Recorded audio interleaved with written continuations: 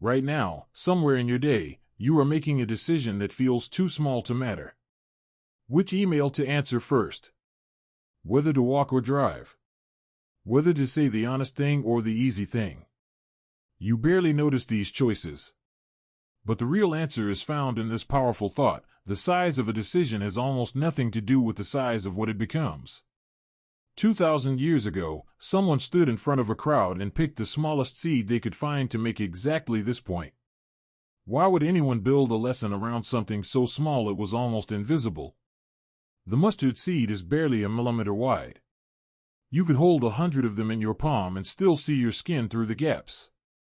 Farmers in the ancient Near East didn't plant it because it was impressive.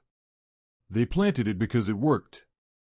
Drop it into soil, walk away, and within months it becomes a shrub taller than a person, with branches wide enough for birds to build nests in. That contrast was the entire point. Something you could lose in the folds of your clothing becomes something that changes the shape of a field. The parable of the mustard seed says the same is true of a single act of faith, a single choice, a single moment you almost let pass by. Your brain does not want to believe this. Your brain is built to weigh decisions by how they feel in the moment, not by what they compound into. This is where the story stops being ancient history and starts being about you. Psychologist Wendy, who has spent decades at the University of Southern California studying how behavior actually forms, found something uncomfortable in her research. Around 40% of what you do each day is not the product of a decision at all. It is habit, running quietly underneath your awareness, built from small repeated actions so tiny you never registered them as choices in the first place. Think about that. Nearly half of your life is being shaped right now by things too small to notice and to see. The same way a mustard seed is too small to notice until it isn't. You didn't decide, in one dramatic moment, to become the kind of person who checks their phone the second they wake up. You didn't decide, all at once, to become someone who exercises or someone who doesn't. Small seed. Repeated. Buried in soil you weren't watching. And one day you looked up and there was a shrub, fully grown, with a shape you never consciously chose. Here's where it gets more interesting. Researcher Fogg, who ran the behavior design lab at Stanford, spent years trying to figure out why big resolutions fail so reliably while tiny actions succeed. His answer surprised people. He found that the size of a new behavior barely matters to whether it survives. What matters is whether it is small enough to do on your worst day, your most tired day, your day with no motivation at all. A habit that requires willpower is a seed planted on rocky ground. A habit small enough to do without thinking is a seed planted where it can actually take root. Fogg's participants, who started with almost embarrassingly small actions, one push-up, one flossed tooth, one sentence written, were the ones who ended up with the habit still standing months later. Not because the action grew impressive on its own. Because it was repeated long enough to become something else entirely. This is the counterintuitive twist. You have been taught, your whole life, that big outcomes require big beginnings. That real change needs a dramatic decision, a clean slate, a Monday morning reset. But that is not how a mustard seed works, and it is not how your brain works either. The soil doesn't care how motivated you were the day you planted the seed. The soil only responds to whether something was placed in it at all. So why do you keep waiting for the big moment? Why do you keep telling yourself that the small version doesn't count? Part of the answer is that your brain is running an old evolutionary calculation. For most of human history, big threats needed big responses, right now, with everything you had. That wiring is still active. It makes small, patient, repeated action feel unsatisfying, almost like it isn't really doing anything. There's no adrenaline in flossing one tooth.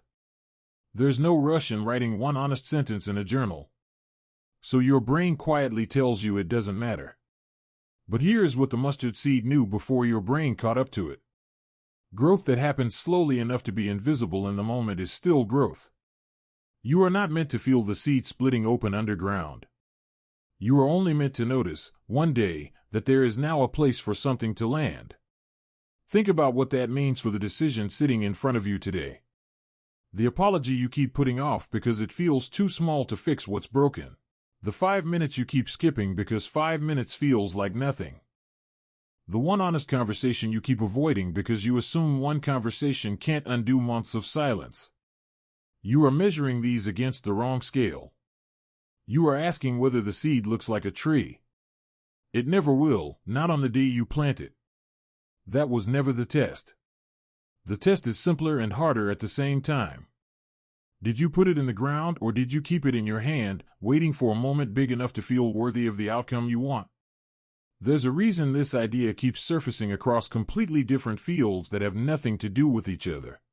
Compound interest, learning a new language, and trusting in people works the same way.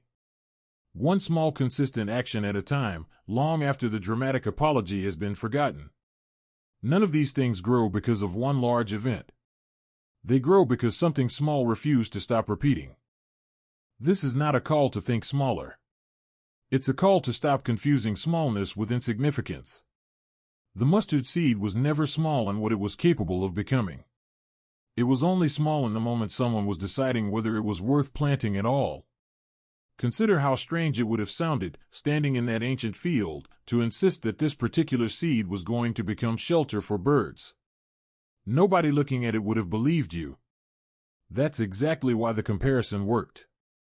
The gap between what something looks like and what it becomes is the whole lesson, not a side detail. You live inside that same gap every day, whether you notice it or not. The friend you check on for no real reason. The bill you pay on time instead of late. The 10 minutes you spend learning instead of scrolling. None of these look like anything. Not today. Not this week. A single instance of any of them, examined on its own, would not impress anyone, including you. But Wendy Wood's research points to something important here. Habits are not built by intensity. They are built by repetition in a stable context, the same time, the same place, the same small trigger, over and over, until the behavior stops requiring a decision at all. The mustard seed does not try to become a shrub in one dramatic burst of growth. It simply keeps doing the same small thing, day after day, in the same soil, until the outcome becomes undeniable. This should change how you think about the moments you're tempted to skip. Missing one day rarely destroys anything by itself. What actually derails growth is deciding, quietly, that the small version isn't worth continuing, that it needs to be bigger before it counts. That belief is the rocky ground the original parable warned about. It isn't a lack of soil that kills most good intentions. It's the belief that the seed itself was never enough to begin with. There's a reason both this ancient teaching and modern behavioral science arrive at the same UNC. Uncomfortable conclusion. Neither one lets you off the hook by waiting for motivation. Fogg's research found that motivation is unreliable almost by design. It spikes and crashes, shaped by sleep, mood, stress, 100 things outside your control. Anything you build that depends on motivation being high is a structure built on a schedule you don't control. What doesn't depend on motivation is a decision small enough to survive without it. That's not a limitation of the mustard seed. That's the entire reason it was chosen for the story in the first place. So think again about that decision sitting in front of you right now. The one that feels too minor to bother mentioning. The one-line message. The single small choice to show up instead of cancel.